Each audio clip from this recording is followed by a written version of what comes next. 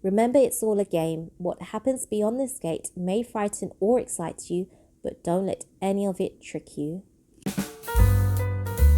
Hello and welcome to the Sea Doll Diaries. I'm Sheetal and here are the 10 books that I would love to read before the end of the year. I'll start with a quick disclaimer. I don't think I will get through the 10 of these books before the end of the year. Although I had planned my 10 before the end at the beginning of the month, I have fallen ill several times. I'm still recovering, and so I don't think I'm going to get a chance to read them all. Some of the medication I've been given makes me very drowsy and just sends me off to sleep. So the time that I would have spent reading has just been spent in dreamland. Anyway, let's get through my 10 that I would love to finish before the end of the year, but realistically, I will be happy to get through half of them. My first is one that I actually picked up in the secondhand bookshop. It's The Boy Called Christmas. I think it's very apt. I saw it and I've always wanted to read it. The year that the movie came out, I did start watching it and I'm not sure what happened, but I didn't get around to finishing it. I was only around 10 minutes into the movie, so I saw the book when I was just out in the charity shop looking for more books, and I thought it's very apt and I would love to be able to finish it before Christmas. So that's my first Christmas read. This is my second Christmas read, and if I get around to it before Christmas, then I will read The Magic for Christmas, which is just another book that I picked up from the bookshop. Sorry, from the library. I really don't know what to expect from this, but yeah, just maybe a bit of cheesy romantic Christmas reading, which I usually love. I will be honest, I'm not in the mood for now, and that's just because I can't breathe properly, I can't talk properly, I can't think properly.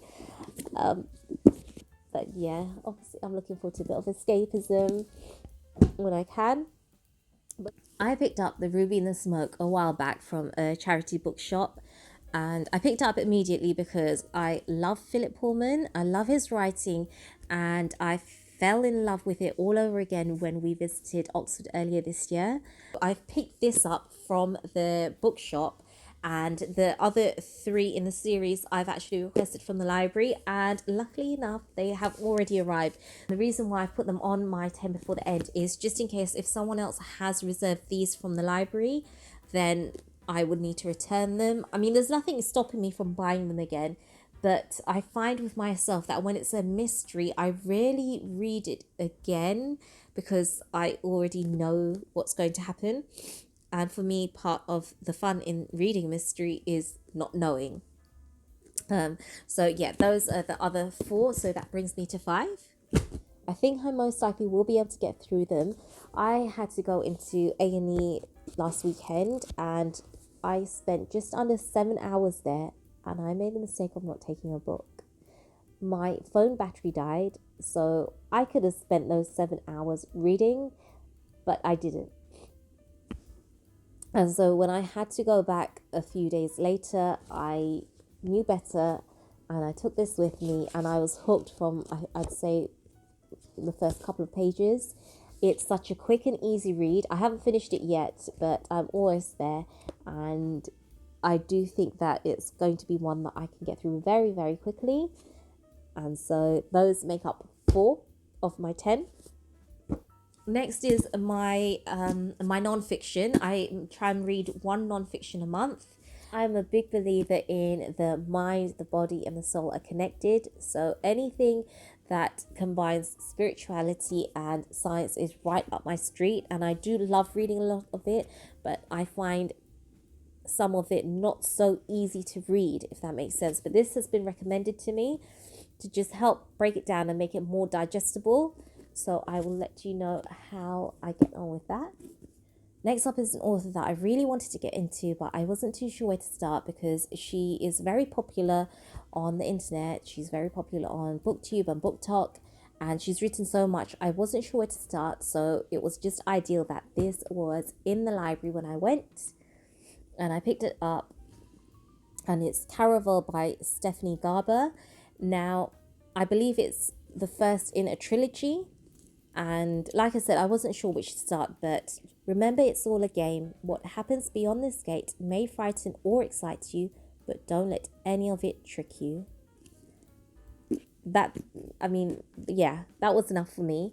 I do hope this is one of many of her books that I enjoy. I don't see myself getting through this by the end of December along with the other books that I have, but I do think it'd be a very good start.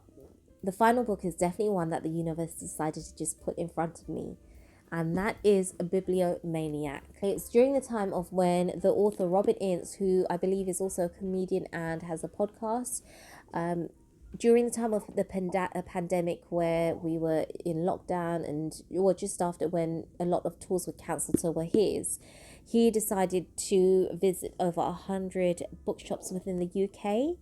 And I just thought that that was just ideal, because one of the ideas I have for my booktube next year is to visit little bookshops within London, possibly around the country, but I say London because I'm a Londoner, so it just makes sense.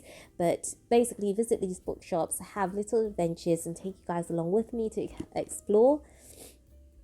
And so when I saw this, I just took it as a sign that, yeah, that's definitely something I should do. Let me know, do you think it's something you would be interested in watching? Anyway, I'm looking forward to reading this book, seeing his little adventures. I love the fact that he has got a list of the bookshops that he's visited at the back of the book, which will definitely help me. And yeah, I think I'm going to have a lot of fun with not just using this as a point of reference, but I do think that I will enjoy reading his work as well.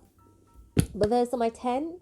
I hope you enjoyed watching this. I know it's not been the easiest, especially with my voice being the way it is. If you've read any of the books already, and if you think I should give priority to some of the others, then do let me know. And I would love for you to subscribe to my channel and help build this community. If I don't see you again before Christmas, then I wish you a very, very Merry Christmas. And if you don't celebrate, then I still hope you have a wonderful time with your loved ones. Thank you for watching. I'll see you soon. Goodbye.